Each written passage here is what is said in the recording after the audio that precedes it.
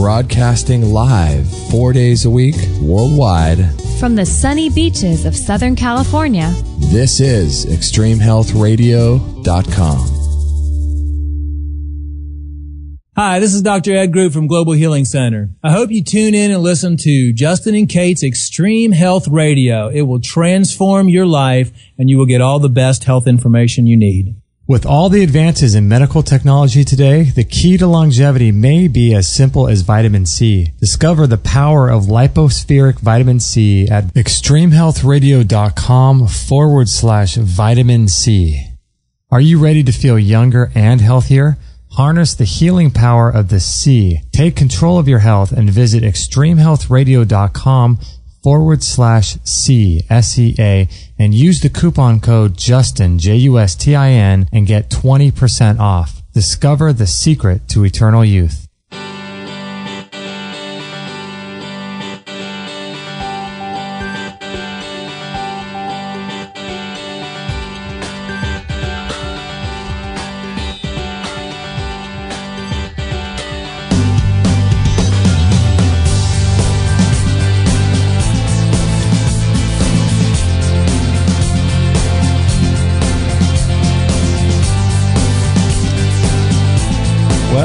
Well, here we are once again on another episode of Extreme Health Radio. Kate, I was just telling you, or just reminding you, but you already knew, that it's the 13-year anniversary to 9/11. Isn't that crazy? Oh, that went really fast. Where does time go? 13 years. So if a kid were born then, he'd be 13 years old now. Yeah, somebody wrote that on Facebook this morning, actually. They had a baby on this day. Really? Yeah, exactly, in 2001, and their kid's 13 today. So. Oh, my gosh. I'm sure a lot of babies were born on that day. But I have a friend who's flying today, and they did this moment of silence for that, and so he just thought it was a bit inappropriate to do that on the flight before they get on. Oh, gosh. He thought, maybe this is a little bit strange. I don't know. It just doesn't seem to go. Oh, that wouldn't make me feel too good. And he said, what's the in-flight movie? Flight 93? Oh, gosh. That is not good. Oh, no. I wouldn't want to be flying. No. But, 13 years. 13 years. Amazing. I'd rather be doing this. I'll tell you that. That is true.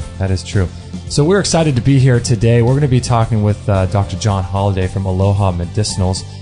Just doing some amazing work, and we're going to talk to him about medicinal mushrooms, mushroom spores, the immune system, all kinds of crazy things, and how to integrate these mushrooms into your life, how to allow them to impact your immune system and help you overcome certain diseases. We have to be very careful what we say, but we're really excited to talk to Dr. John Holliday. We'll be introducing him in just a second. This is episode 313 of Extreme Health Radio. So 314. 314. Almost. You almost got it. Golly, okay, 314. So if we mention any books, any websites, anything like that, you can find it on this show page. And we broadcast live 4 days a week, Monday, Wednesday, Thursday, Friday at 9 a.m. Pacific if you guys want to join the show there. And if you guys would like to support us, lots of different ways to do that. A great way to do that for all your holiday shopping or back-to-school shopping, anything. On Amazon, you can go, there's a link on the top right of our website for that if you want to go through our link every time you make a purchase on Amazon. If you forget one day, you can always do it again next time. So we appreciate that. And also we have our sponsors today. They are Live On Labs and S&C. You can check out them if you guys would like to support us. And I'm really excited. Dr. John Holliday is going to be a fun person to talk to. He is the founder and current president of Aloha Medicinals. They're a company that's based out of Carson City, Nevada. He is the vice president of the International Society for Medicinal Mushrooms. Just a fascinating guy. And let me turn his microphone on. Thank you so much, Dr. Holliday, for being on the show today. Whoops. Did we lose him? We may have lost him. Oh, no, I'm having a little trouble hearing Justin from the background music. Oh, so good morning. Good morning. Thank you for inviting me to your show. Oh, excellent. Okay, I think hopefully I fixed that problem. Oh, yes, it's fine now. Oh, good. Oh, good. great. We have a big, giant soundboard here. We have no idea how to use it. Yeah, technology, it's wonderful, isn't it? Oh, my gosh. It's so great, but I just feel so ill-equipped to be able to use the soundboard. But we're trying. Yeah. So you are, that was correct, right? You guys are still out in Carson City, Nevada? We are. Our main research and development facility and our main production facility is in Carson City, Nevada for the last 8 years now. That is amazing. And so my wife and I go about once a year up to Lake Tahoe. Is that south of Lake Tahoe, or where is that in relation to Lake Tahoe?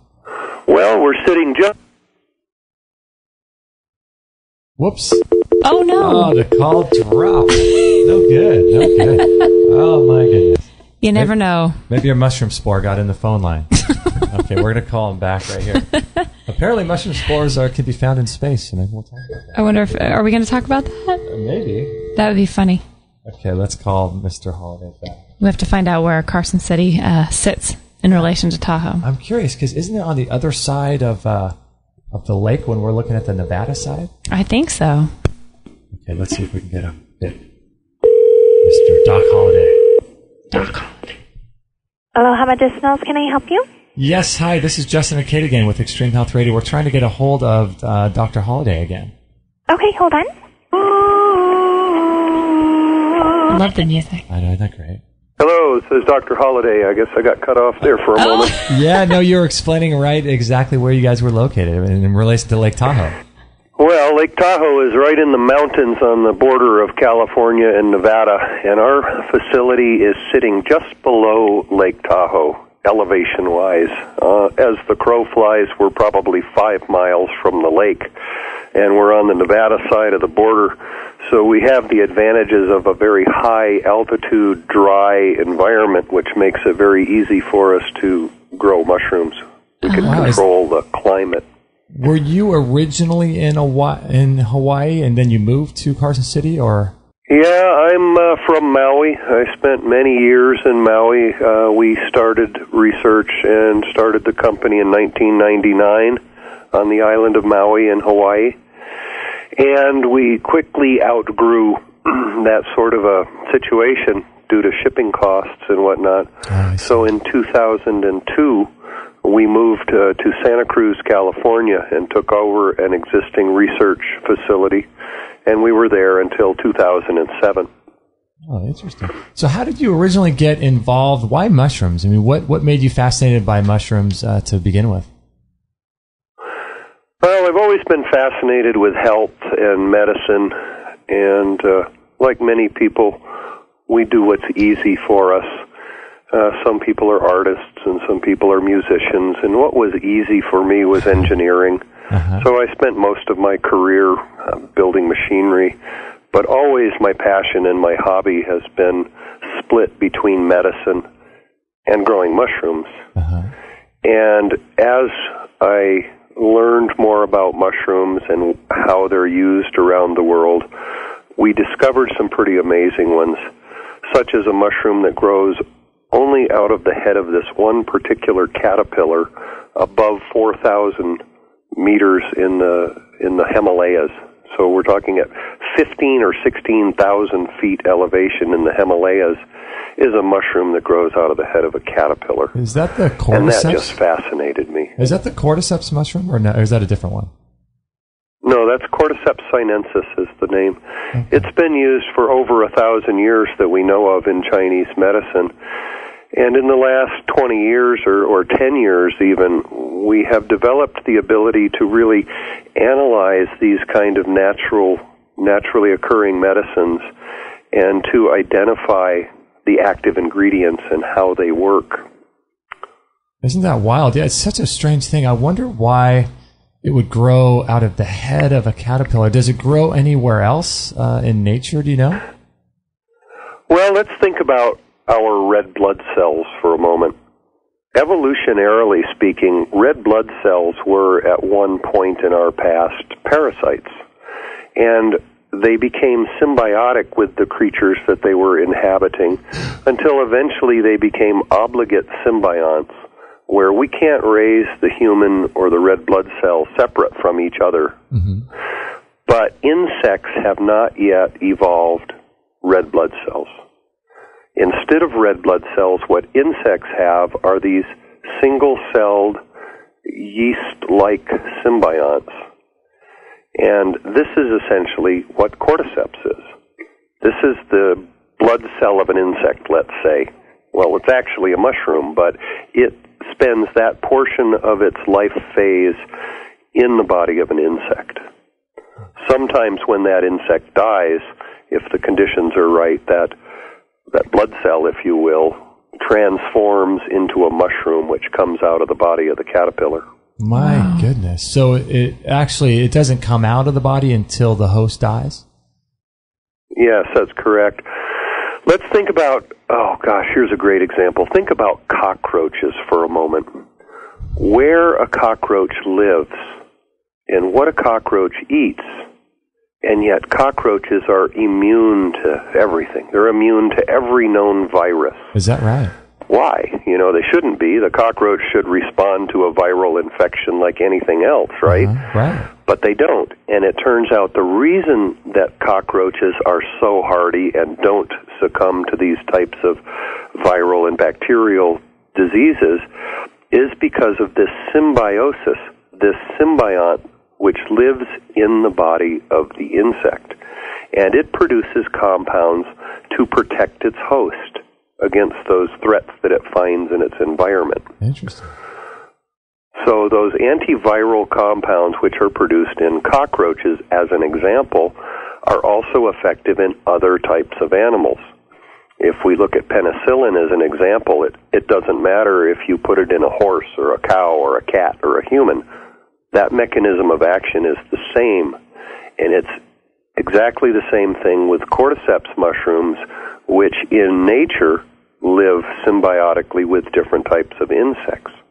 When we grow that cordyceps on its own, in other words, we grow it without any insects, obviously. We grow it on a vegetarian base. But the mushroom itself produces these compounds which have very potent antibacterial and antiviral and antifungal properties. Isn't that wild? I wonder who the first person kind of was that figured this out, that it wasn't like a poisonous situation, or do you think it dates back so far? Well, it's been used in Chinese and Tibetan medicine for a long time. The oldest documented note on this goes back up to about 1500 or 1300 AD, something like that. But it's been highly revered in the areas where it's found for a long time. And it's only in the last 10 years that we've found ways where we can actually use modern biotechnology sort of methods to grow this. Now, we think about these old medical recipes. They call for things like the wing of a bat and the urine of a virgin and a loaf of moldy green bread. And the funny thing is that recipe worked. And now, today, we know the reason that recipe worked is the green mold that grows on bread produces penicillin. And so by taking that green mold that normally would be found on old bread and growing that specifically in the laboratory, we're able to produce penicillin. So we're seeing the same sort of a situation in the mushroom kingdom. We see different traditional societies around the world who used medicine made from mushrooms. And today we have the ability to look at those different mushrooms and see what the active ingredients are. Once we've identified what those active ingredients are, then what we do is we cultivate those mushrooms in the laboratory under very specific conditions to optimize the production of those targeted medicinal compounds. So do you isolate any of the compounds, or do you grow just more of them? We do everything in the fungal kingdom. We supply pharmaceutical companies with raw material from which they extract things, and cosmetic companies and dietary supplement companies. We're the main producer. We're the biotech company that actually grows the raw material itself. We grow over 100 different species of mushrooms. Cordyceps is just one example. And you provide, like you said, a ton of different companies with private label things as well. Oh, yes. We actually export to 65 countries. We won the U.S. Department of Commerce Exporter of the Year award 2 years in a row for our exports. We supply companies all over the world with these compounds. Oh my gosh. Isn't that fun? So do you yourself take a lot of mushrooms every single day? What's your current regimen if you have one? Oh, every single day. I haven't failed in years. Really? I have access to it. Yeah. I use a particular product which we make, which is called Immune Assist Critical Care Formula. Uh-huh. And this is a combination of 5 different mushrooms because, of course, like every medicine, it has very specific action. And if you want a broader mechanism, broader spectrum of activity, then you include several different mushrooms. Mm-hmm. So that's what I take every day, and I haven't had a cold in years, Everybody that works at our company takes that one every day, and I tell you, we have no sick days around here. I was going to say, that's great for employee retention and great for not paying sick days and all that. Well, the main thing about the medicinal mushrooms is what they really do is they activate immune function. I'm not saying immune stimulants or immune suppressants, but what they do is they enhance immunity. We can see immune system is essentially like the wall or the barrier between the living part of the body and the hostile outside environment. Okay. Every sort of microbe and bacteria on the planet would love to use us as a food source if it could. Mm-hmm. And it's our immune system that is that barrier that keeps us healthy. So I learned long ago that there's 3 truths in life. You can't be too beautiful, you can't be too rich, and you can't have too much immunity. There you go. I love that. You can't be too immune to things. You can't be too immune. I love that. So the immune system, is that we've heard different people talk about it. We've heard people talk about the 2 different arms of the immune system, and a lot of people say the immune system is mostly in your gut, but then you also have the white blood cells. Where does the immune system, how does it fit in with all that stuff? Well, all of those things are true that you just said. The gut, for example, let's look at how that fits into the immune system.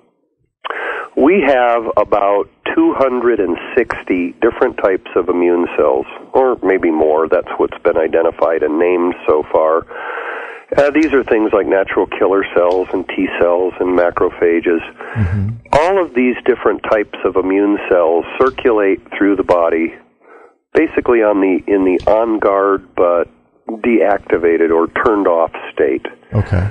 Obviously deactivated, or we would dissolve ourselves, right? Mm-hmm. But when there is an immune challenge, or in other words, if that cell encounters a virus or a bacteria or a cancer cell, or let's say if that immune cell encounters a non-self protein, what it does is it activates that cell for the next step in the cascade. Okay. The next step is that there's a 2-part trigger molecule that's found in the bloodstream.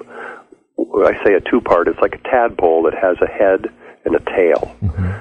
And it attaches to a receptor on the immune cell, and it turns that cell on, or causes it to go active. Okay. Once that cell is turned on, it will do whatever it's programmed to do, such as destroy the bacteria or destroy the cancer cell. Well, this 2-part trigger molecule is very interesting because the head of this molecule, the head of the tadpole, is made of a particular type of a protein which the human body produces. But the tail portion is not made by the human body. It has to come in through the intestinal tract. Mm-hmm. So the main source of that particular molecule are the probiotic bacteria that live in the intestinal tract. Okay. And because of some of our farming practices and some of our modern dietary wonders, let's say, and mostly I think because of our constant exposure to antibiotics in the water, in the food. I mean, it's everywhere around us today, right? Because of this constant exposure to antibiotics, what happens is we're suppressing the normal probiotic load, which we have evolved alongside of. And if we don't have enough of these particular immune triggers getting into the bloodstream, that's what we say is, a lack of immunity. Mm-hmm. And how does it manifest itself? Well, everything from colds and flus to viral infections and cancer. So what we're getting out of the different mushrooms are these immune trigger molecules. You see, I say they're immune triggers because they don't do anything on their own. What happens is that immune cell has to encounter that immune challenge first. Once that immune challenge is identified, that bacteria, let's say, then it takes this immune trigger to activate the cell to deal with the immune challenge. I see. Okay, so you're bringing in more immune triggers into the body that actually do the... Okay, that makes a lot of sense. Yeah, exactly. Wow, the body can fend for itself if it has the right tools. Huh? Yeah, this is interesting stuff. Exactly. We're going to take a little bit that's the whole key here, is that, some of our farming practices today, they've changed in the last 50 or 100 years compared to what we evolved with for a long time, right? Yeah. Right. And so now we pour petrochemicals on the field and we grow giant broccoli and we call it nutritious. Right. Well, that's a debatable subject. Yeah. We're going to take a little bit of a break here right now. We're with Dr. John Holliday, and when we come back, I want to ask him about perhaps the effects of taking something like this every day like he does. We've heard some people say that, you should cycle on and off things and maybe kind of take breaks, but I'm just curious about all that and the antibiotics too. I think. And we have a chat room question. So. Do we have a couple of chat rooms? Yep. Okay, awesome. We'll get to those too. Okay, well, we're going to be right back. We're with Dr. John Holliday. This is episode 314, and we'll be right back right after this break.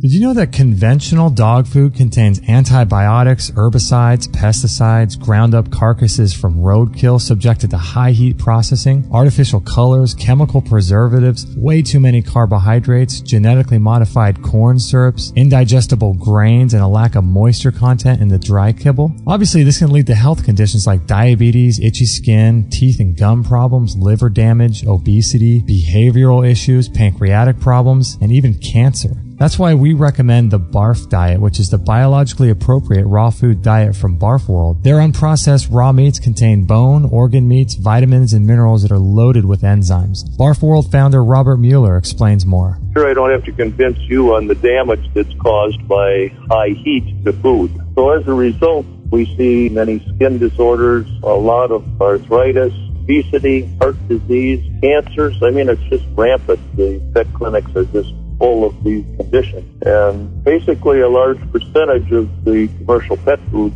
that's is made up of the human industry leftovers. And the pet food industry makes use of this waste product. And in addition to that, we are subjected to the products coming out of the rendering plants. Garbage in, garbage out. If you feed garbage to your dog, you're going to end up with garbage health. And if you put the right gas in, your engine runs smoother and lasts longer. So if you put the right fuel in the tank, you're going to get the right output. Garbage in, garbage out. We've seen an immense difference with our dog Maggie being on this diet. Give your dog the gift of health today by going to extremehealthradio.com/barf or go to our store.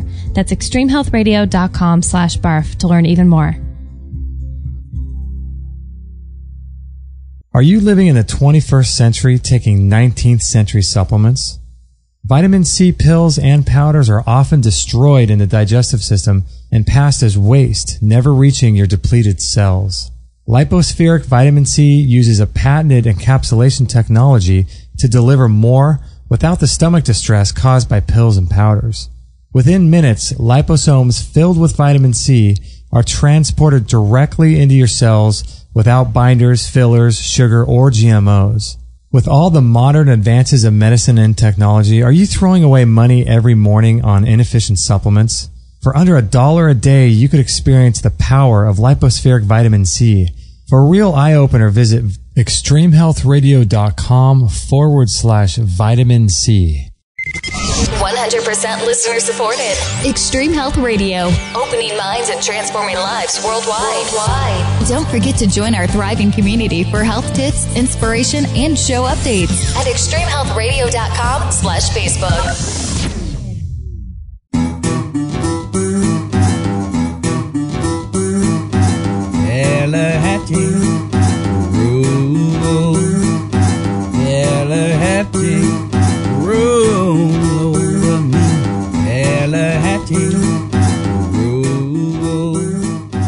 Well, okay, I think that these sound like really interesting products. I'm a big fan of mushrooms.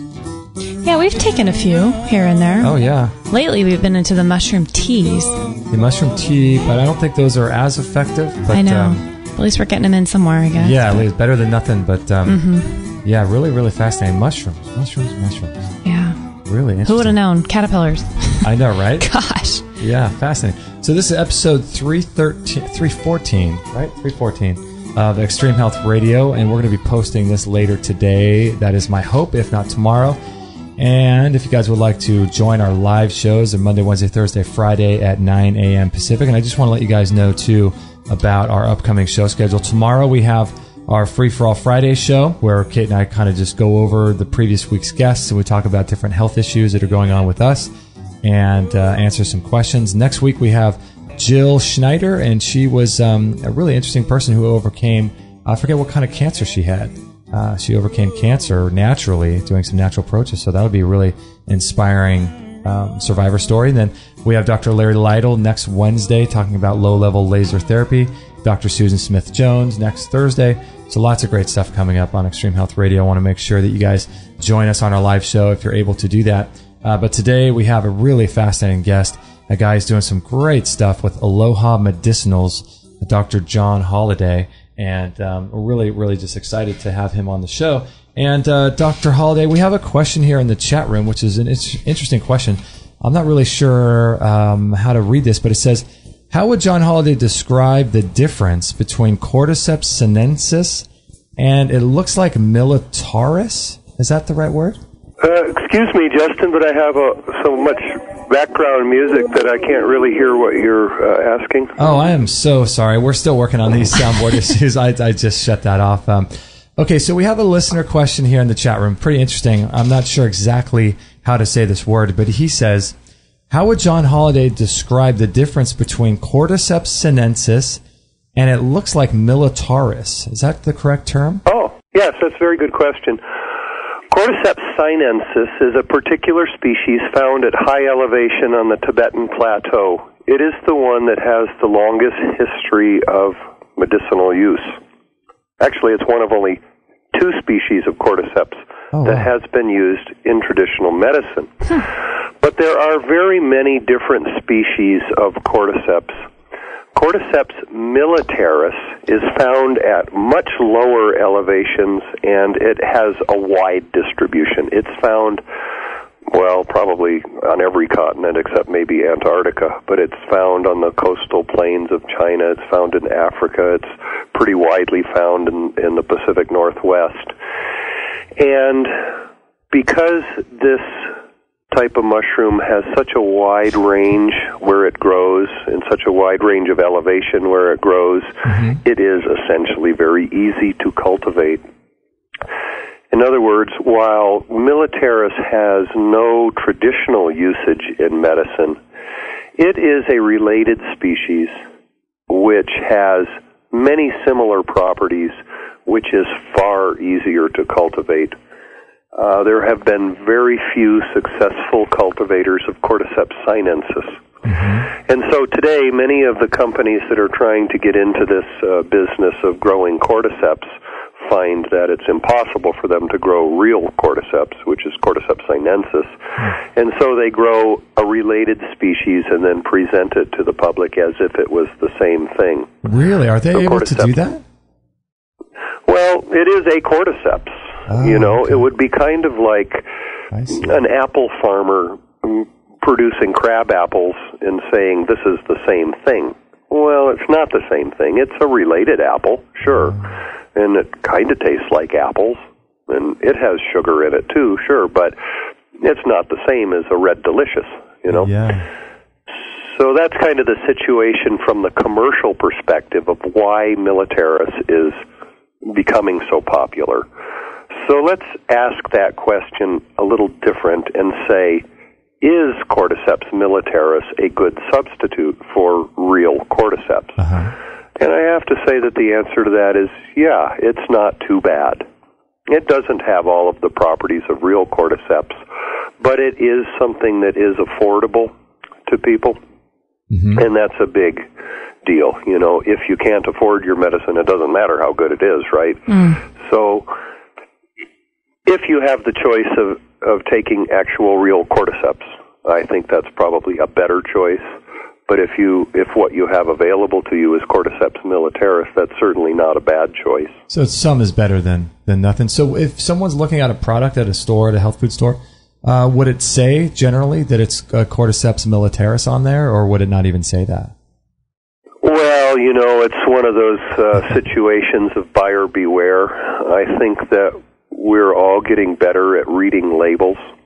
And in the supplement facts box, by law, it is required to list the ingredients by the species name. It's unfortunate that usually the main portion of the label just says Cordyceps. And so people make assumptions. They've heard of Cordyceps sinensis, they've seen literature, and they see that it's the most medicinal metal world. And also $9.95. Sure, we're all looking for a good deal. Mm-hmm. But sometimes it's better just to, spend a little bit more money and get the real thing. So you said the product that you take every day, is that the IA 24/7, or which one was that? No, just broke a little. Oh, you know what? You're breaking up too a little bit, Dr. Holliday. Would you mind if we called you right back? Is that okay? I think we might have to. I think we might be forced to. Let's see. Okay, let's drop this call and we'll call him right back. If you can hear us, Dr. Holliday, we'll call you right back. How weird. Yeah, that was strange. We have we don't have our phone line it's not an internet-based phone line, but it goes through our cable connection.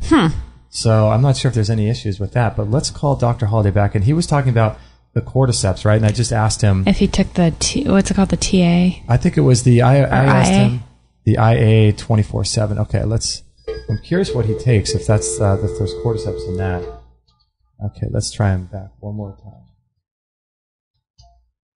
Here we go. Let's see here. Let's get a little ringtone. Carson City, are you there? Okay. Carson City, are you there? This usually happens on Skype. Right. Not necessarily a phone line. Thank you for calling Aloha Medicinals. How can I help you? Hi, this is Justin and Kate with Extreme Health Radio. I'm so sorry, but for some reason our call to Dr. Holliday got dropped. Okay, let me ring his office. Hold on. Awesome, thank you. I love that music. I love this music. Isn't that great? Great song. Oh, it's my favorite song. It is. Yeah. Yeah. Okay, here we go. I think he's coming back. Hopefully he's coming back. Hello, Dr. Holliday is back again over here. I'm so sorry. I'm not sure what's going on today, Doc. Are you still there? We're having some telephone problems today. Oh. Yeah, it sounds like. I'm not sure if the issue is coming from our end or probably not your end, right? Well, we're breaking up a little bit, but you had a question about You know what? You're breaking up to us. Oh, this is such a bummer because this is so great. What are we going to do? Shoot. Dr. Holliday, if you can hear me, is there any way that you would be able to send me perhaps an email of if you have a different phone line that maybe I could call? And what we could do is just carry the show until we call you back. For some reason, our phone line's not working out too well. Unfortunately, I'm going to have to drop the call because I don't think he's there. Am I back on now for a moment? Oh, there you are. Yes, you are there. Are you still there? Oh, my gosh. Are you still there? I'm afraid this call is just so broken up. It is, isn't it? To talk. Yeah. Dr. Holliday, is there any way that you could email me a separate phone number? I think he dropped us. Did he drop us? All right. Oh, no. Oh, bummer. Okay. All right. Yeah, what a weird thing, huh? We've never had that with an actual phone call. No, not with a landline. Yeah, typically that happens with Skype. Let's see, because I know he's a busy guy, so I want to make sure that we don't carry over. Too much. Yeah, carry over too much. I wish I had some jokes to tell about knock knock. Entertain the crowd, Kate. Entertain Who's the there? Crowd. Knock, Mushroom. Mushroom who? That's about where the joke ends. That's where it ends. Okay, so I'm going to email Doc Holliday here. Let's see here. Okay. Yeah. Yeah, I want to know what he takes. I'd love to know. How many products do they have? I'm on his site right here. Looks like they have quite a few. You know they have dog products, too? Oh, I heard about that. Canine. I'm looking right here. Let's and see. I think stuff for cats, too. Yeah, human products, dog products. Wow, they have dental drops, canine dental drops, which can effectively control and manage dental health by intercepting formation of tartar, controlling bacteria, and neutralizing odor-causing mechanisms. How cool is that? Wow. Yeah, bacon flavored. Bacon flavored. Wow, that sounds interesting. That's pretty cool. Dogs will love that. Yeah. That would be, Maggie has really bad... dog breath. Dog breath. And she... well, but then her breed, too, doesn't do too well, right? No. The dachshund breed. I'll try him once more. Okay. Let's see here. I'll try him once more. I just sent him an email. I'm getting some really phone issues here. I wonder why. Isn't that funny how they just sort of pop up like that? I know. Let's see here. Get Mr. Doc Holliday on the line Thank again. you for calling Aloha Medicinals. How may I help you? Hi, this is Justin and Kate again. We are so sorry. We're having some real soundboard issues and phone issues. Is Dr. Holliday there by chance? Okay, and I'm sorry, I wasn't speaking with you earlier, so what is your name? Oh, Justin and Kate with Extreme Health Radio. Okay, hold on just a moment. Awesome, thank you. Apparently Is gone. Oh, darn. We should just play that song all day. You know, that would be a good song because people are waiting on hold. Hello, this is Dr. Holliday. Dr. Holliday, I am so sorry about this. I'm not sure what's going on here. Well, who knows? It's the massive snowstorm throughout the Midwest or something. But I know, right? Oh, man. I just sent you an email. If there's a perhaps another phone line that you could send me an email that perhaps I could call you in case this happens again. Is that possible? Actually, the only other phone that I have available is my cell phone, and I don't know if that would be better or not. Okay. Well, if this does happen again, maybe check your email box and send that over just in case. Hopefully it won't. Yeah, Okay. hopefully the problem won't happen again. Okay. But before the break, I was just curious about the because you were talking about the cordyceps, and I was wondering in the product that you take every day, is there cordyceps in that particular product? Oh, yes, there is. Cordyceps is one of the 6 mushrooms that we use. Immunassist 24/7 is a product that we developed for the government market in Africa, and it is purchased through the Ministries of Health there and used in the public clinics and actually prescribed to patients every day, although in the United States it is used strictly as a dietary supplement. And are you still going to Africa as often as you used to? I go to Africa quite a bit, yes. I've been there, I don't know, probably 50 times. Oh. I work with several of the governments in West Africa, in East Africa, and in South Africa. Have you gone there recently with all this Ebola stuff going around? I have not been there recently, although I know that the government in Ghana is actually testing Immunassist 24/7 as an immune enhancement for Ebola patients. Really? Isn't that fascinating? I wonder what the results of that are going to be, because I'm not really sure about what the biochemical advancement is of Ebola. Do you know how that gets spread and what's going on with Ebola? Well, I'm not really a specialist in Ebola. I have to assume that it's similar to other viral infections, and I think that was the idea behind using Immunassist 24/7. You see, one of the real problems with medicine in Africa is that African people tend to really value medicine highly, and it's very difficult to take someone from a remote area and give them a bag full of medicine and say, go back to your village and use this like I'm instructing you to. So let's take HIV medicine as an example. The tendency will be for them to save up their medicine all day and take a handful all week, and then take a handful on Friday because they want to have a good weekend, right? I see, yeah. And obviously our medicines that we're currently using for treating HIV are far too toxic for this sort of use. And unfortunately what this means is that when we see an HIV patient in Africa, they're not given antiretroviral drugs until they get to the point where they can be hospitalized. And at this point, that becomes a very difficult patient to manage. Mm-hmm. And so the governments there and the health services and the World Health Organization, all of them, are really looking more toward some non-toxic options that will perhaps extend the window of help before the patient gets to the point where they need to go on these very potent antiretroviral drugs. Mm.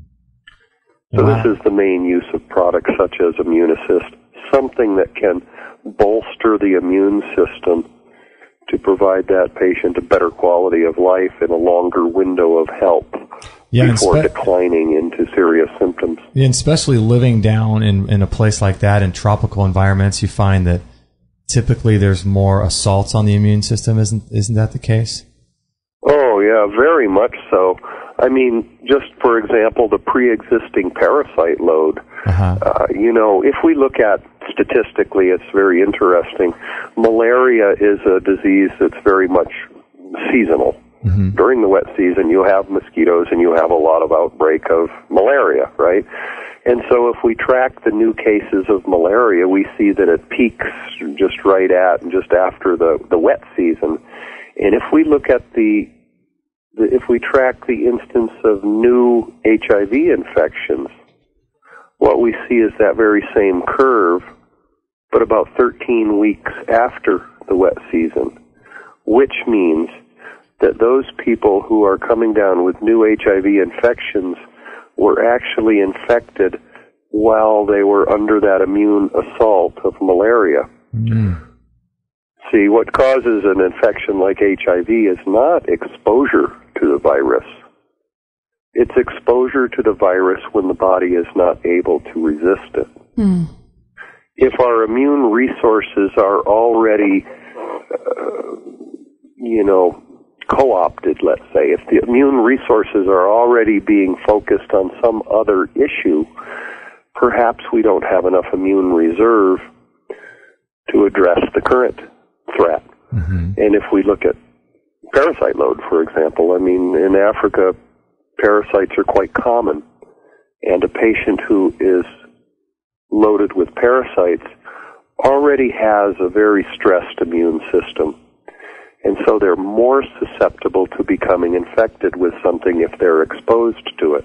Yeah, that makes a lot of sense, especially living in those environments. You have so many assaults on yourself, and parasites are a big problem, especially down there. We're with Dr. John Holliday. We're going to take a little bit of a break here, but when we come back, I'm curious about some of the origins of these mushroom spores, because you wouldn't believe where they've found some of these mushroom spores. So stay tuned, and we're going to talk a little bit about that. And also, he's been able to do some really incredible work with reishi.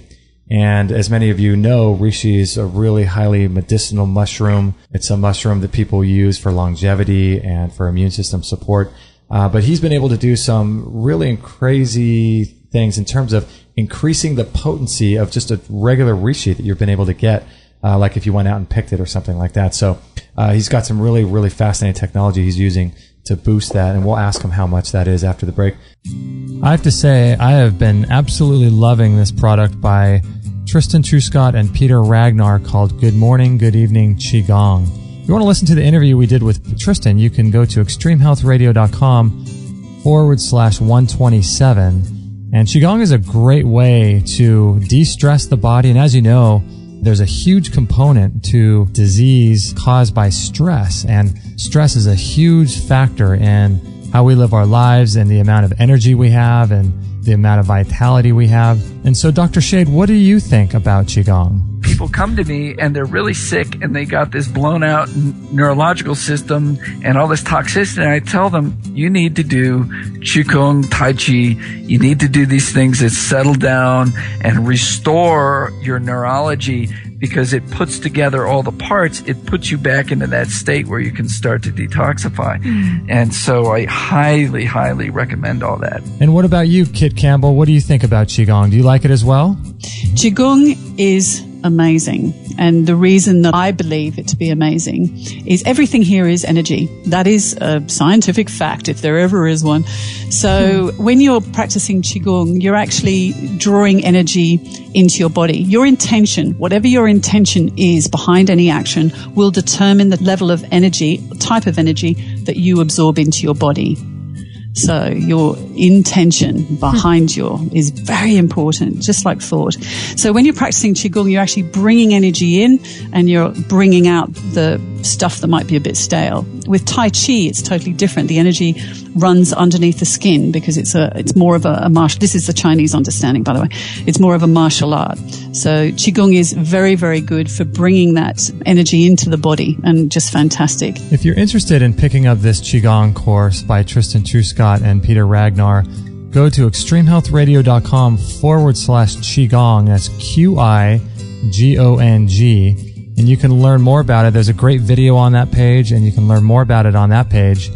And I highly, highly recommend this product. I love it myself, so go ahead and check that out. extremehealthradio.com/Qigong.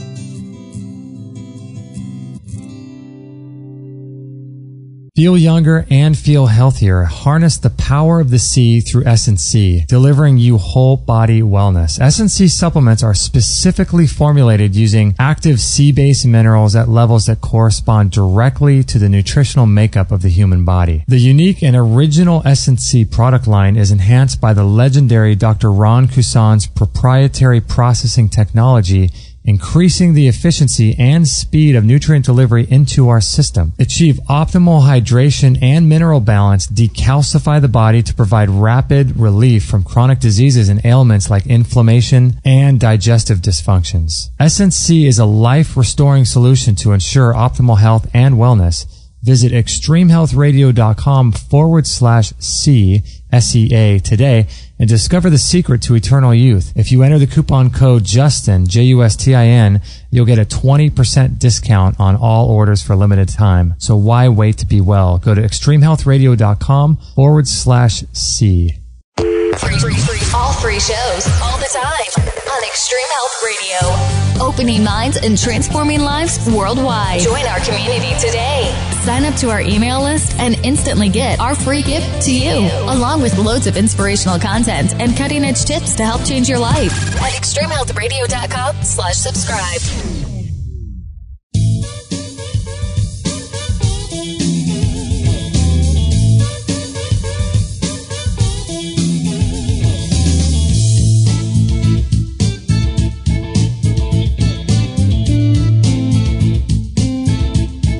All right, we're having a great time here with Dr. John Holliday. Wasn't Doc Holliday? He was in a character in the movie Wyatt Earp, wasn't it? Oh, I never saw Wyatt Earp. Doc Holliday? Was he? I think so. Yeah, I saw that a long time ago. Doc Holliday. So this is awesome. Same name, different guy. Yeah, I don't think the guy in Wyatt Earp was taking medicinal mushrooms though. Let's just say that. This is episode 314 of Extreme Health Radio. I want to thank all you guys for being on the show today in the live show. And like the lady said, the best way to stay up to date with everything we have going on is just to sign up to our newsletter list. We don't know about Facebook. Sometimes you guys get all the messages there. Sometimes you guys don't. So the best way is just to sign up to our newsletter list, get on to that, and then we'll send you a free ebook, Lessons from the Miracle Doctors, that sells for $20 actually on Amazon that you can get free right when you sign up to our email list. So make sure to do that. You can stay up to date with all of our shows that way. And I wanted to get to a couple different things. Where they have found mushroom spores, because I think that'd be really fascinating and people will really be interested in that. But also how much they've been able to, Aloha Medicinals that is, and Dr. John Holliday's work, been able to increase the potency of reishi mushrooms. But before we get to those two things, we have a listener question, don't we, from the chat room? Yeah, real quickly, Dr. Holliday, we have a question in the chat room that says, can we please ask Dr. Holliday about the product's effect on autoimmune diseases? Sure. Be glad to address that. Autoimmune is a very simple way that we use to describe a complex situation. It is not as simple as saying, oh, the body is attacking itself, but rather let's look at what that means. Mm-hmm. We have a bunch of different types of cells in our body which are all programmed to do different things. For example, we have pro-inflammatory cells and we have anti-inflammatory cells. You see, there's nothing wrong with inflammation. Inflammation is a necessary and required part of immune function. But what we call autoimmune disease is when we have an imbalance between the pro-inflammatory and the anti-inflammatory cell types. Well, it's interesting that all of our immune cells come from the same place. They're produced in the bone marrow, and they leave there as immature cells and migrate to different parts of the body, different organs, where they mature into specific types of cells. One of the ways in which medicinal mushrooms work is, let's say, at that differentiation level. In other words, where are those immature cells directed for maturing? And very typically what we see with the use of medicinal mushroom products in an autoimmune type condition, lupus or rheumatoid arthritis, something like that, is we see a lowering of the pro-inflammatory cells and an increase in the anti-inflammatory cells. That is the reason that these polysaccharide immune compounds, they're called immune modulators, because they are not immune stimulants and they are not immune suppressants, but rather they modulate. In other words, they have a bidirectional effect by the very way that they work. If it lowers one class of cell, by the very mass behind it, it has to increase another type of cell, because it's not stimulating the overall cell count. What it's doing is it's balancing between pro and anti-inflammatory cells. That makes a lot of sense. So generally the answer is, if somebody has an autoimmune disease, can they take this sort of mushroom-based products? The answer is yes. Yeah, that makes a lot of sense, because with the autoimmune, a lot of times people think lupus or Lyme or rheumatoid arthritis and these types of things, but in today's world, with all the gluten being eaten and a lot of the intestinal lining being eaten up in the villi, these undigested food particles are getting into the bloodstream, which are causing inflammatory issues for people. And so, a lot of people, I would say probably 90% or more, have some sort of autoimmune disease. Nobody has a perfect gut. So something like this would be something people could get on, because it's not gonna, it's gonna regulate everything, and it's not gonna be too much stimulation. Exactly, and all mushrooms are gluten-free, and that's really important, because we are exposed to far too much gluten in our diet. Hey, Justin, before we get back into the mushroom spore, Dr. Holliday, someone in the chat room says an herbalist said a good way to extract the medicinal qualities in mushrooms is to put the raw material in a slow cooker with wine. Have you ever heard of that before? I have. You know what I did myself for years before we found the methods, the technology to really produce it correctly in the lab? What I always did is I kept a crock pot going with water and my selection of mushrooms and various herbs, and every day I would drink cups of that, and I would reinforce it with water and add new herbs and whatnot every day. So wine would work as well. It might taste a little different is all. Sure. Wow, interesting. So am I accurate in saying that you guys have been able to do some pretty fascinating things with the reishi and boosting its potency? Oh, absolutely, yeah. See, the two advances in the last 20 years is, number one, being able to identify the active ingredients. And once we have identified the active ingredients, then the second advance is developing different biotech ways, let's say, in order to optimize the production of those particular compounds. Now, when I say biotech, I'm not talking about GMO. Nothing we do is GMO. It's all certified organic. What I mean by biotech is things like changing the temperature, changing the light intensity. These things make a big difference in the compounds that are produced. If we grow something in the dark, it has different compounds than if we grow it in the light. Wow. Also, changing the material that we grow it on, we call that the substrate. By selecting different substrates, we get different end products. If we look at reishi, known also as Ganoderma, you might find it in the forest growing on an oak tree. Or you might find the same type of a mushroom growing on a pine tree. Mm-hmm.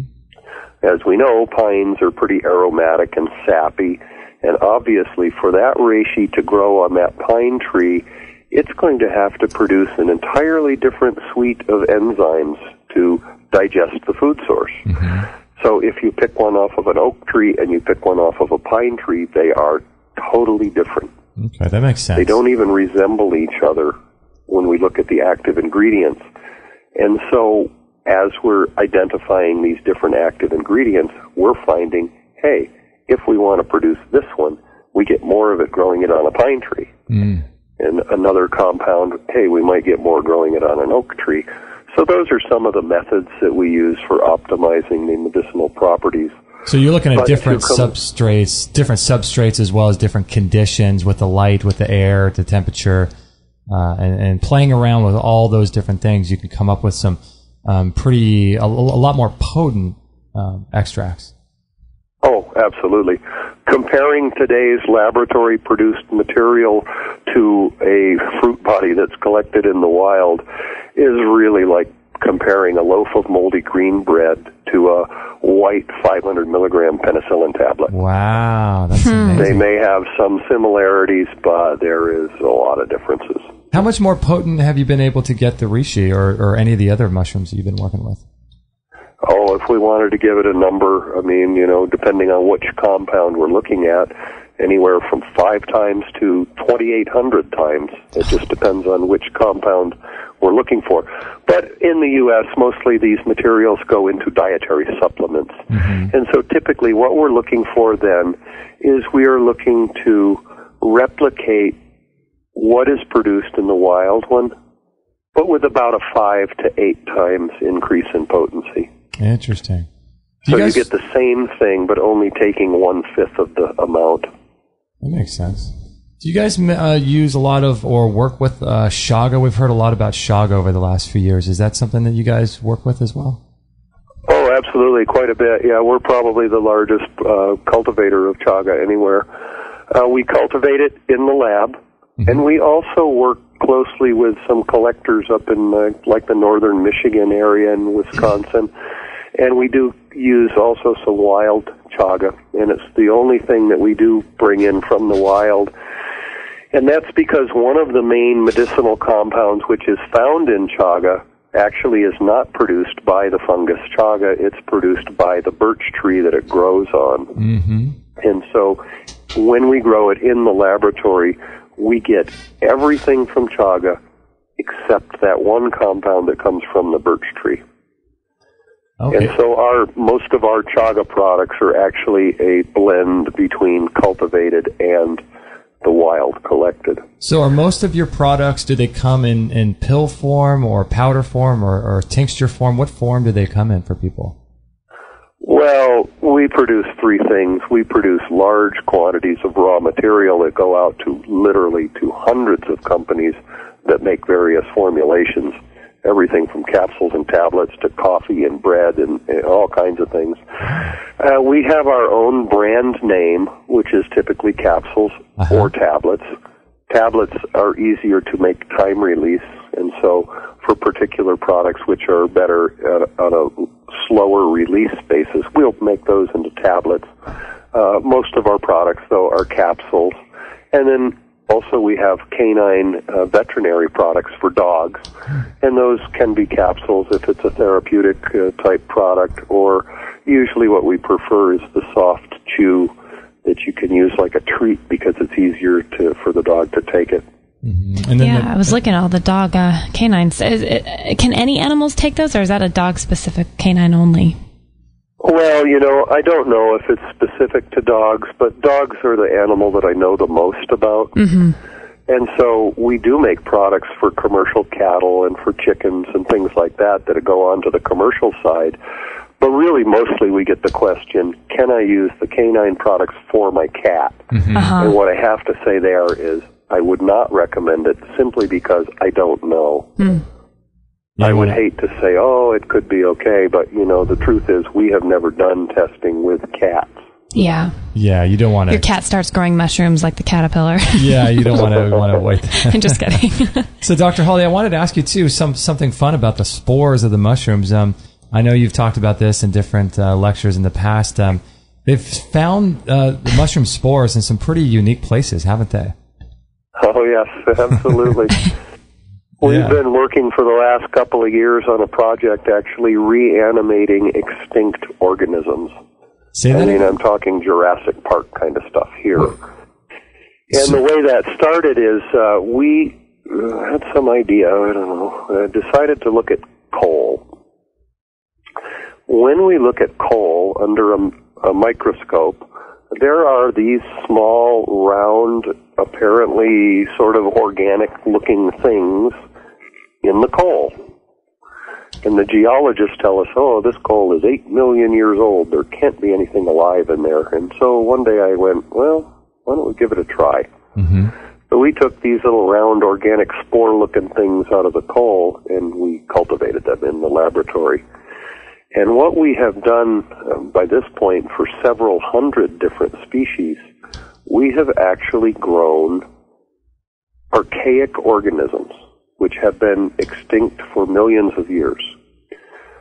So let's say, I will use penicillin as an example here. There is a mold. See, mushrooms and bacteria, let's say, live in a close competitive environment in the soil. Mm-hmm. And nature has evolved ways to give each of them an advantage. Bacteria's advantage to the food source is that they reproduce quickly and they overwhelm the food. Fungus or mushrooms, they don't grow so fast. Uh-huh. So rather, their advantage to get to the food source is they exude compounds which stun or kill the bacteria. Okay. Well, these are the things we call antibiotics. Penicillin is a great example of an antibiotic that's produced in the fungal kingdom. But any bacteria that doesn't die from this are the ones that are most resistant to it. And over time, these bacteria basically are evolving away from these antibiotics. They're getting more and more resistant. And over time, in order to access the food source, the fungus are evolving different antibiotics to keep up with the bacteria. Mm-hmm. But if we look across geological time frame, we're looking across millions of years now, what we can say is that the bacteria that are present today have never been exposed to these kind of archaic penicillins. Mm-hmm. And so we're doing quite a bit of work with unique antibiotics from previously extinct mushrooms. Really? Wow, that's fascinating. That is so amazing. It's kind of fun, too. Yeah. I recently saw a lecture, I forget, I think it might have been like a TED lecture or something like that, where the guy was talking about, can mushrooms save the planet? Have you seen that? Yeah. Oh, yeah. Paul Stamets gave that lecture at TED. That's right, Paul Stamets, that's right. Yeah, and he was talking about all the different ways. I know you've talked in the past about there's different mushroom spores that can decompose rock and make water and things. Yeah. Well, Paul's done a lot of the real pioneering work on this. He is a brilliant scientist, brilliant mycologist. And we've done quite a bit of work, too, along those same lines, looking at the use of mushrooms for different things, for growing building blocks, for example. We all know that toy called a Lego, the little blocks that snap together. Yeah. So we've actually made those out of mushrooms. But I don't mean little Legos. I mean the size and shape of concrete blocks, large construction pieces. And these are made out of just agricultural waste, whatever it might be, grass, straw, the seeds left over from milling oats or cotton, something like that. That would normally be a disposed waste. Well, we use this, we wet it, and then we inoculate it with the mushroom. And as that mushroom mycelium, the growing part of the mushroom, it extends all through that structure and cements it together. Sort of a self-assembling biocomposite. Like a spider web almost or something. Yeah, totally makes it into one solid piece, and then we dry it and pop it out of the mold. Now we have a giant Lego block that is a foot long, 6 inches wide, 6 inches high. They snap together. They are inherently good insulation.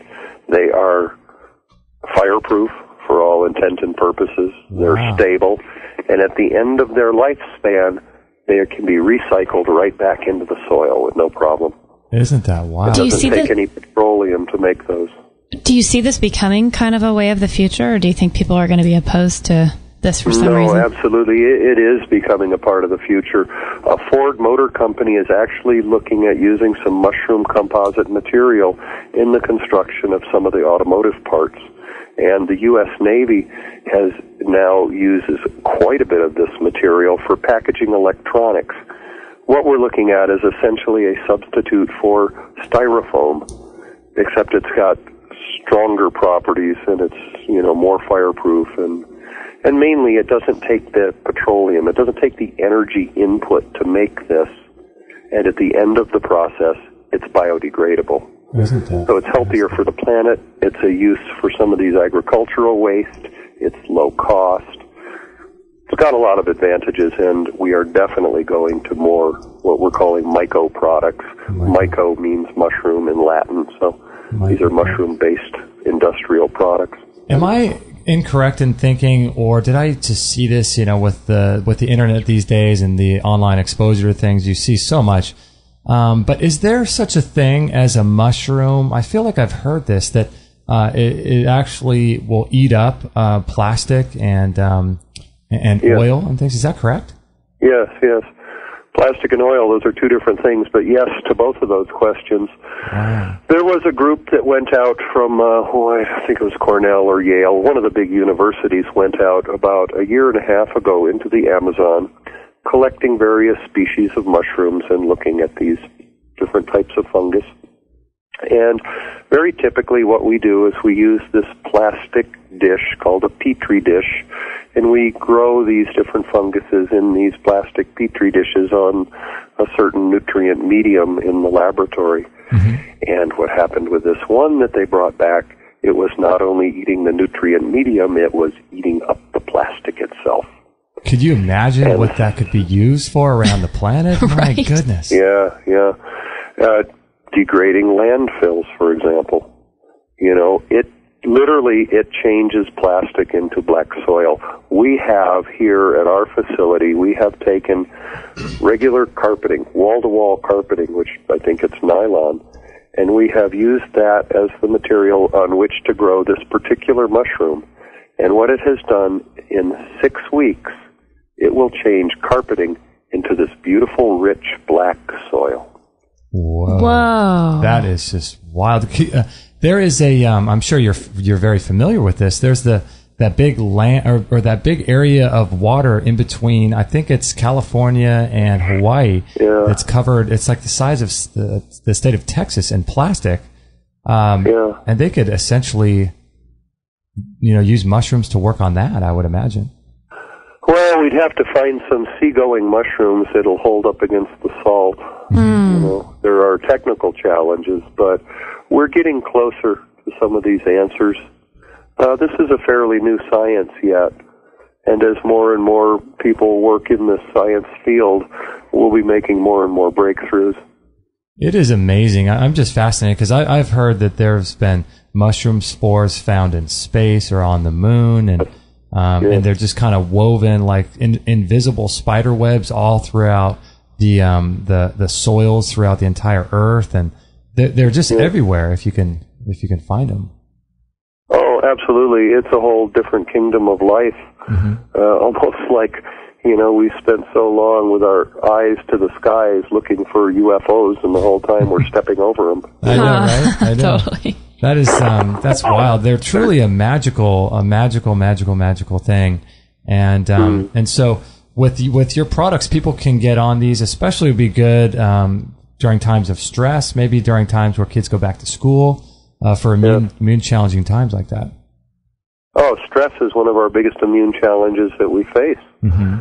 We evolved for millions of years in a fairly low-stress environment, and look at the stress we're under today. I mean, how about this as an example? You get behind the wheel of a 3,000-pound death machine and you pilot it down the highway at 70 miles an hour every day. Mm-hmm. That's a high-stress situation. Right. I mean, any way you want to look at it, this is stress that the human body was not intended for. Mm-hmm. And so basically every time you get in your car and drive it, what you're doing is you are kind of damping down that immune system. Because when we have stress, non-essential things are kind of put into the background. We evolved to have stress for a fight or flight response. In other words, for a million years, the biggest stress that we faced was running from a lion. And so when you're running from the lion, your immune system doesn't matter too much. Mm-hmm. It doesn't matter if you get a cold next week if you're running from a lion today. Right. Now, every day we're faced with these stresses that are evolutionarily, they're like running from a lion. Uh-huh. And we have become so used to it, we don't even think about it anymore. Yeah. So are we under some stress? Absolutely. Can we benefit from boosting our immune system? Absolutely. Yeah, and that stress that we are experiencing on a day-to-day basis is something that just happens low level, kind of in the background. Because like what you're just saying, driving in the car, that's a stressful situation. If you're out in the middle of the woods or in the middle of the desert driving a car, that's still a stressful experience. But then you add in all the other drivers and the honking, and it just becomes a crazy mess. Yeah. Exactly. We all know the kind of stress we're talking about. Yeah, unfortunately. Hey, Dr. Holliday, on the way out, we have one quick question in the chat room for you. They ask, what do you recommend for MS? Well, with our present regulatory system, if I answer that question, they'll hang me by my toes. Got you. I can't make any specific recommendations for any specific disease. Gotcha. Unfortunately, you have to go to your doctor and rely on their experience and their advice.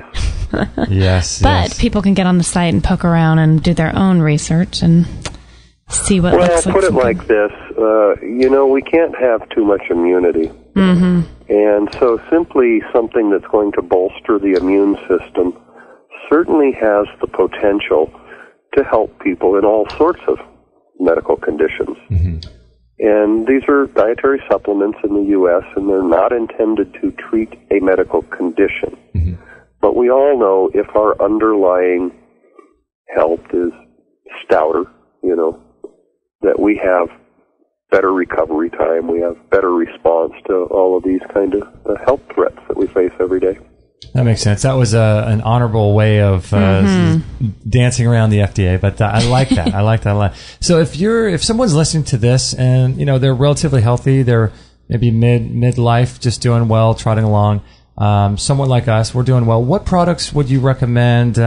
Like for us, for example, if we just wanted to boost our immune system in a general way, what product would be good? Where do you start? Yeah, where do you start? Well, say, Dr. John, what do you take yourself? Because I can do it all, right? I make this stuff. So right. I take Immunassist Critical Care Formula every single day. So, and it's not even expensive, for, cents per day, you have the chance to potentially really increase your health status. So I would say, take a couple of Immunassist capsules a day. And it's kind of like insurance. Hopefully you'll never need it. You'll never face a serious health challenge, but it's there, And what is reinforcing your very immune response itself. And what is the difference between the good, better, best? Are they just potency? Well, that's a simple way, again, of describing things. So if we look at reishi, for example, I always get the question, what's the best? Uh-huh. It's like, sometimes the honest answer to that is, I don't know. If we look at antibiotics, we have penicillin, cephalosporin, Keflex, we got erythromycin and tetracycline. So what's the best antibiotic? You see, there's no answer to that question because it depends on this patient with this condition at this time. Uh-huh. But it's difficult, especially on a web page, for example. It's very difficult to explain these kind of concepts, that there isn't any real best. Mm-hmm. So what we do is we try and sort things out according to the response that we get back from our clients. If we have 50 people that say, this was wonderful, and we have 100 people that say, this was wonderful, and we got 200 people say, this was wonderful, then we kind of rate those. We'll say, according to the response that we have back from our customers, we think this is a good product, this one might be a better product, and this one has the highest response rate from our customers. Okay. Makes Interesting. sense. And how many capsules are in each of these bottles I'm looking at here?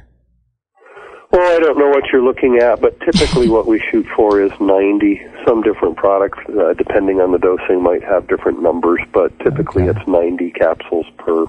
And then they're also available in larger sizes, and everything that we make is also available in bulk powders because some people would prefer to use it in their smoothie. Ah, I see. Or some people might want to find a lower price point where they can still get the best quality.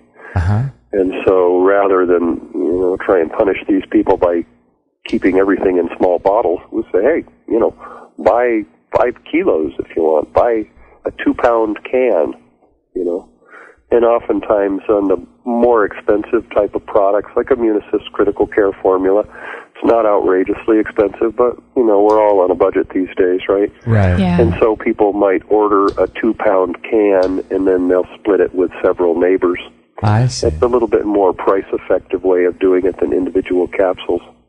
Well, that is cool. That is very Very cool. Cool product. Yeah, thank you so much, John, for being on the show today. And we apologize for the sound issues there. Yeah.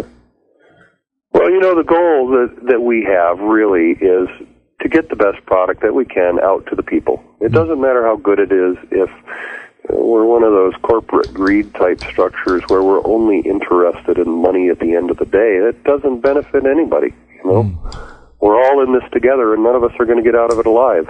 So let's work together and try and increase our health. And, so one of the things that we'd like to offer, is our thanks for inviting me to speak on the Extreme Health Radio, is that if anybody is interested in trying our products out, if you call up and just say you heard this on the Extreme Health Radio, we would love to give you a 20% discount so that you have the opportunity to try these things in your life, in your family. Oh, that is so nice. Thank you, John. That's so amazing. Thank you for that. Well, like I say, we're all in this together, and, I love it. I like to work with folks like you guys because this is where our passion is, just like you. Yeah, I want to empower people to take control of their own health, and building your immune system is one of the best ways to do that. I wanted to ask you, too, about the what is the AlohaCultureBank.com website that I saw in your email? Oh, that is more on the technical side of things. We work with universities and research organizations and, the Chinese Academy of Science and the Ukrainians and the Russians and the Americans and everybody all around the world.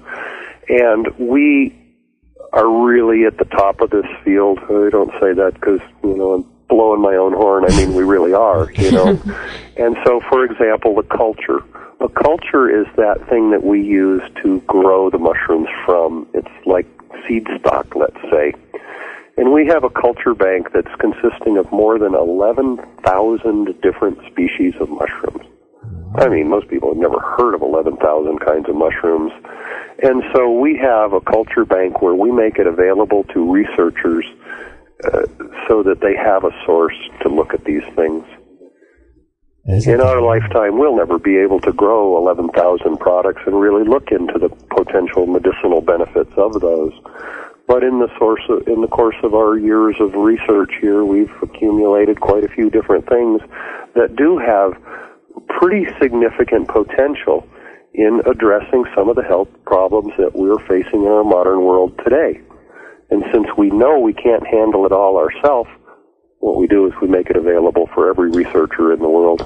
This is so cool. I'm looking at your site here, and you've got a whole thing on how to grow mushrooms and growing supplies and all kinds of really cool stuff. A whole PDF on step-by-step what to do with the mushrooms. This is so cool. Yeah, how to use it in your garden and how to use it to make tomatoes bigger and, we're leaders in the field of mushroom science for sure. I love it. I see a place that's covered with these tents with these amazing rows of wood that are all directed away from the sunlight for the mushrooms to grow. Gosh, this is really cool. Aloha Culture Bank. Interesting. Very, very interesting.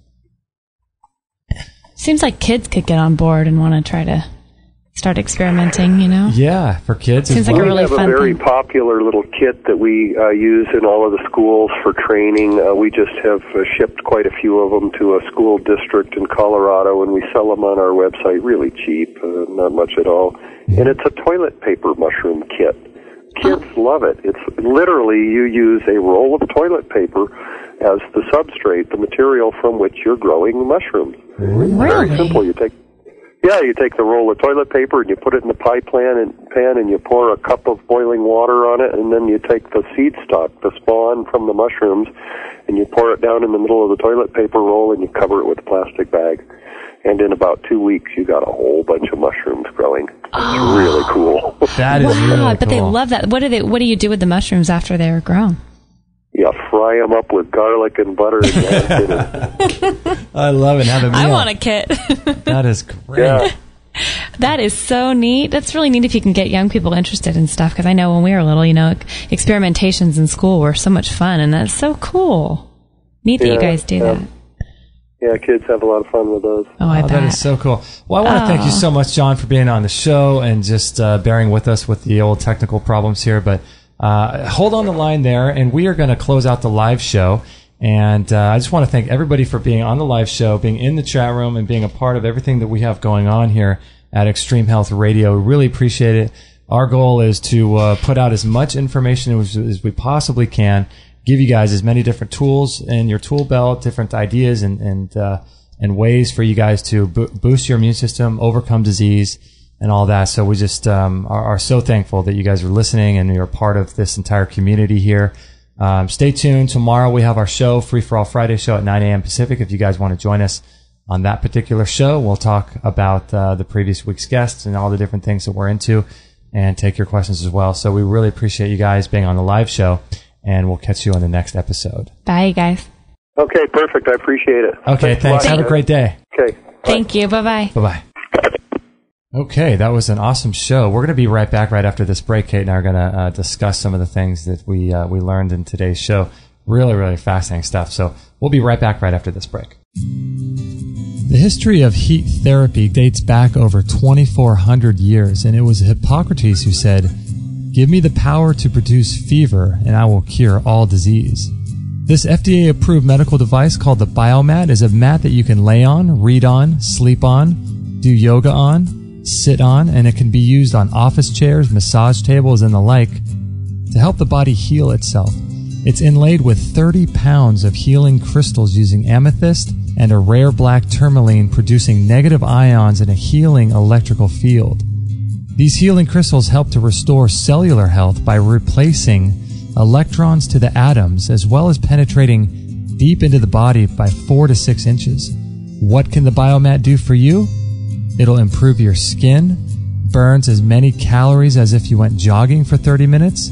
It improves the immune system by up to 40% or more, reduces stress and fatigue, removes toxins, lowers cholesterol, relieves pain, revitalizes cellular metabolism. It improves cell channels to deliver nutrients and oxygen to every one of your cells. It activates over 3,000 enzymes. And even a Harvard medical study showed cancer cells die at over 42 degrees Celsius. It reduces stress hormones by up to 78%. It allows your body to produce heat shock proteins, which increases endorphins, NK cells, T cells, and lymphocytes.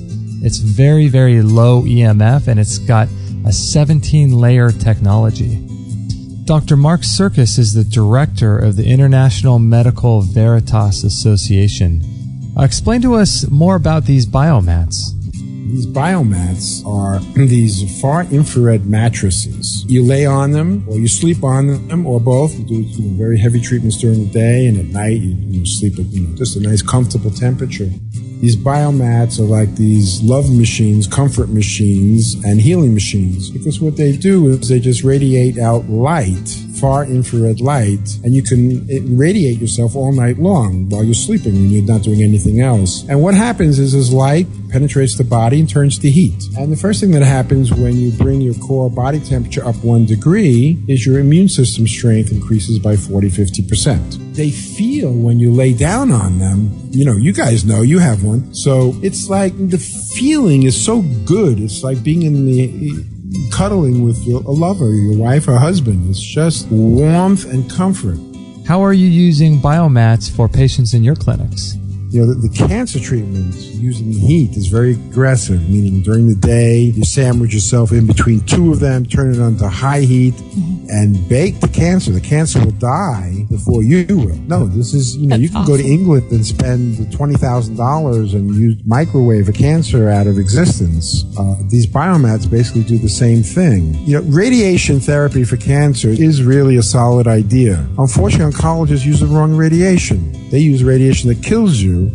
This biomat uses radiation that can save your life and make your life more comfortable, keep you warm in the cold, and help take care of your kids and all, the list doesn't end. Yeah, because isn't there some sort of temperature at which cancer cells will start dying? Right, and it's below the temperature that human cells will die. So you really like this biomat far infrared technology, don't you? But it's strengthened me. Well, now the kids are addicted to it. They fight on who's going to sleep on it at night. And it not only changed my life, but it changed my medical practice and my books. This is a great machine for anybody who lives in the cold during the winter. Instead of heating a big house, you just heat yourself. Bottom line, it brings good feelings. Just lay on this biomat and it gives the strength back. I can attest to that indeed. Kate and I love ours, and we think you will too. Learn more about these amazing biomats at extremehealthradio.com/biomat. Or you could check them out in our store as well. Again, that's extremehealthradio.com/biomat. All free shows, all the time, on Extreme Health Radio. Opening minds and transforming lives worldwide. Join our community today. Sign up to our email list and instantly get our free gift to you, along with loads of inspirational content and cutting-edge tips to help change your life at extremehealthradio.com/subscribe.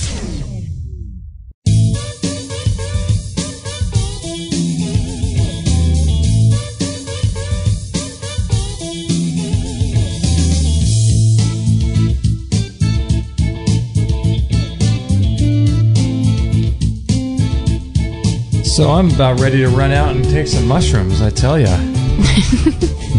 You're about ready to run outside and do a mushroom cloud? They actually ran into, when the Army, remember that video of the mushroom cloud, that you always see? Yeah, that giant explosion. If you go on YouTube and look at that, you'll see that that they knew so little about what they were doing at that time that the Marines or the Army guys that were in the foxholes, they have video cameras of them, and they actually run towards the mushroom cloud. No. Which is what you're kind of just joking about. But no. Yeah, the actual Marines at that time, you can find it on YouTube.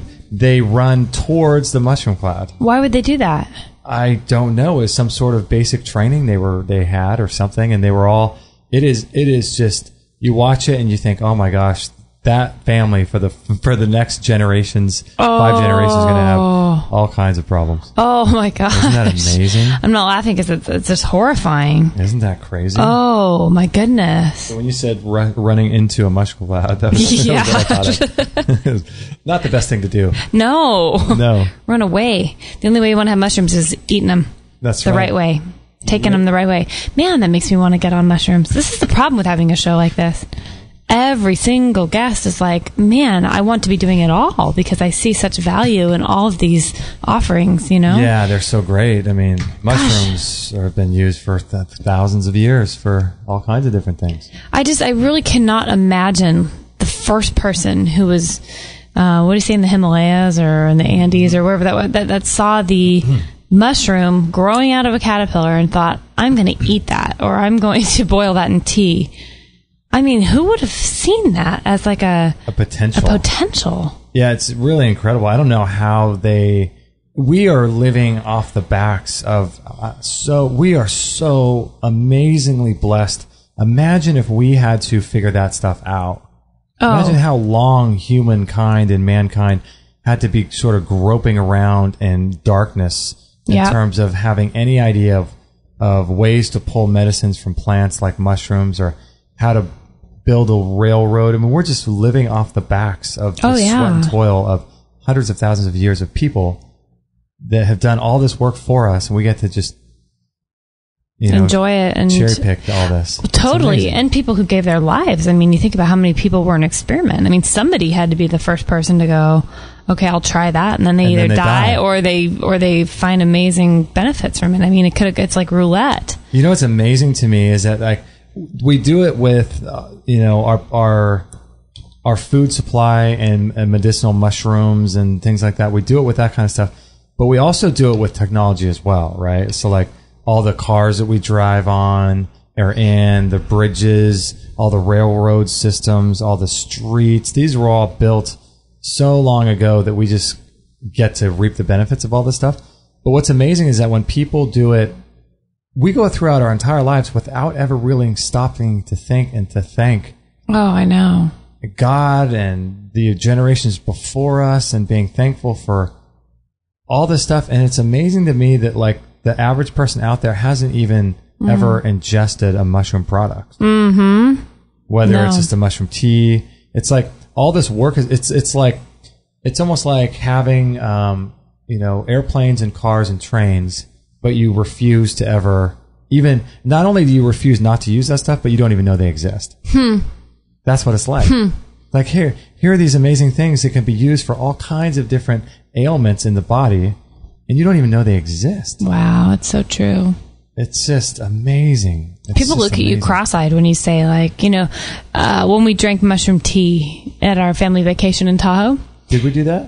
Or I did. A couple nights we did. Mushroom tea. And our brother-in-law said, "Hey, what is that?" And he wanted to try it, and he said it was pretty good. But I mean, on average, you don't hear a person throughout the day saying they're eating a mushroom or drinking a mushroom tea or taking a mushroom supplement. And people, the first thing people think is like shrooms, and they think it's some kind of drug term, or like you're doing something weird and crazy. But my gosh, like, the stuff that's really powerful on the earth is the stuff we don't even, like, the average person doesn't even know the facts about, and if we can just spread the word about the power of these tools, these incredible tools, they're powerhouses, Yeah. To me, it's just amazing that people don't take advantage of everything that's out there. It's like I said, it's like living in a world where you refuse to drive and don't even know that there's cars. I mean, it's like living in a world where you have, like in 1970, you have 5 channels on TV, and those were your options. Mm-hmm. You get your news from these 5 places, and that's it. Yep. Whereas in today's world, our online world, you have access to basically all information in real time that's happening right now. In the same way, that's translated into food, into medicines, into mushrooms. I mean, like the great work they're doing with the delenolate East Park research with the olive leaf extract, and all these ways to boost your immune system. And most people just don't even know they exist, or they think they're just quackery. It's just amazing. We are just so blessed to live in this time. Yeah, you know what? I think living in a state of gratefulness is just super important. Like, like you said, building a train track, or, when we do drive to Tahoe, it's 500 miles. And you think, that's just 500 miles of a freeway system. And throughout the world, think about how long it took how many people to build roads and things like that. I mean, it starts blowing your mind, It does. It does. And we just take it for granted. We get out on the road, or we, order a supplement, and you don't have to think about what went into the actual process of making this all at our fingertips today, and we don't even give it second thought. We don't even think we take so much for everything for granted. We take advantage of everything, and we're not grateful for this kind of stuff. And for him to do this work and to be spending his time, with all the work, and I think we're just barely scratching the surface of what mushrooms can do. And I was thinking during the show, if they were able to use mushrooms to the fullest potential and to the fullest extent that's possible, we could get rid of all the ways in which we could improve the quality of life on Earth if we combine that with hemp and all the different ways, how hemp oil helps to eliminate cancer. You can use it for concrete blocks. I mean, hemp has a million uses. And if you were to combine this with hemp, you could change the world, and it would just be we could live in a utopia almost.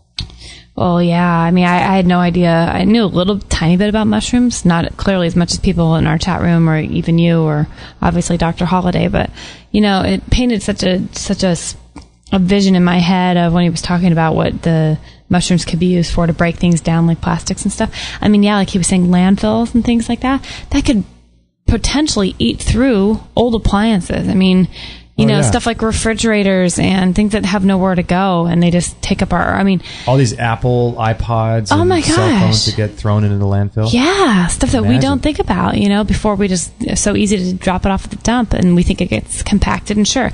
But what happens after it's flattened? I mean, it still has to go somewhere. Yeah, they bury it or burn it. Oh my gosh, mushrooms would grow. It sounds like you can grow these things spread them like wildfire and let them go. I mean, I really hope that people are tuning in and becoming more aware of the possibilities of this stuff in the future, because it's always been there. We just haven't used it for what it could potentially be. I hope people are waking up. I really do. And yeah, he's so wonderful, just really reminding us that we are all in this together, and it takes everybody, being aware and doing their part to change things. So yeah, and it all really starts with our own health, because if we're not healthy, we're not going to have innovative ideas. We're not going to be motivated to do things, to come up with new ingenious ways of using mushrooms if we're sick and we're constantly battling some kind of illness. So the first step is getting our own self-care going and humming along and working, so we feel energetic, we feel alive, so that we can have sort of these ideas and innovation and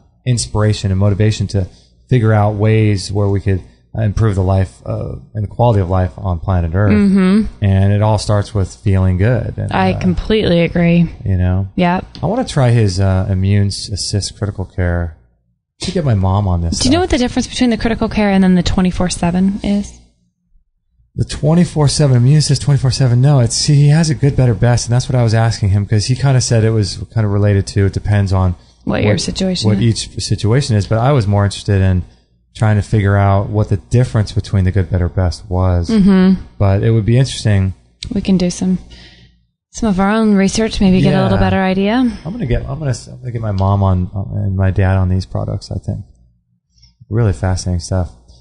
Well, thank you so much, everybody, for joining us on this episode. We really appreciate it so much. If you guys have any questions about the biomat that we just ran the ad for, the Qigong, the Barf World, don't forget to visit our sponsors, Live On Labs and S&C products for today's show. Just incredible. Talking about feeling well. Yeah, right? Man, oh man. Get on those products. Check out our sponsors page, and you can listen and check out more about what they're about, Live On Labs and S&C.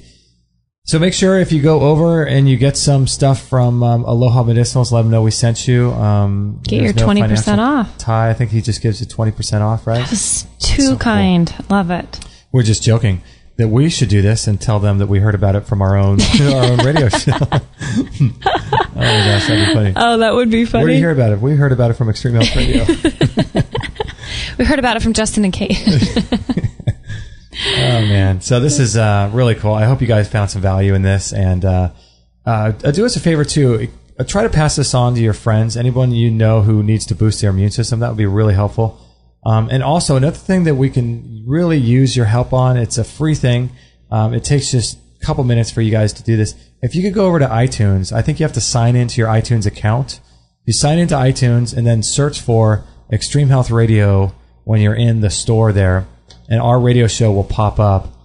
We do have some archives that are with natural news, but if you go onto our Extreme Health Radio and give us a review and a rating, that would be really helpful, because apparently that's helping us a lot. We're getting a lot more listeners from iTunes, so keeps the show going. We're not as big as U2 yet, but we're trying. Did you hear about that the other day? No, what happened? U2 released their entire album for free on iTunes yesterday. Did you hear about that? No, I didn't even hear it. Yeah, it was all over the news. My brother's like what people could pay, kind of thing. Like yeah, No, Wow. I think it was just for free. Yeah. A whole album? A whole album. Isn't that wild? Wow, that is amazing. Yep. Awesome. As, what's his name says, times are a-changin'. Who sings that? Bob Dylan. Bob Dylan. Times are a-changin'. Oh, that is a great song. Isn't that a good song? Good, I love it. Yeah, cool stuff. So, yeah, Go Bono. Go over to iTunes, say hi to Bono, and then give us a review if you can. I'm Go sure over to iTunes and say hi to Bono. As if he'll get that message. Right. But we would appreciate that. That would be really If you cool. guys could if you could tweet him and let him know you want him to come in studio and do an interview, that'd be great. That would be funny. All right, everyone. Thank you so much. This was episode 314, so we appreciate it so much, and we'll catch you on the next episode. Hey, everybody. This is Josie, Justin's mum. Don't tell him, but I know he would absolutely be really happy if you would sign up to his free weekly newsletter. And don't forget to share this with all your friends. This is the buzzing bumblebee signing off.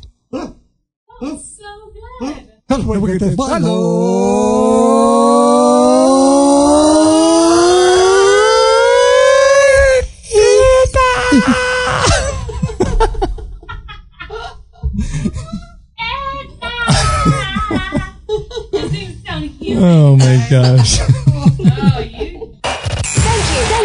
Thank you for listening to this episode. It's time to go for now, but our mission does not end with this show.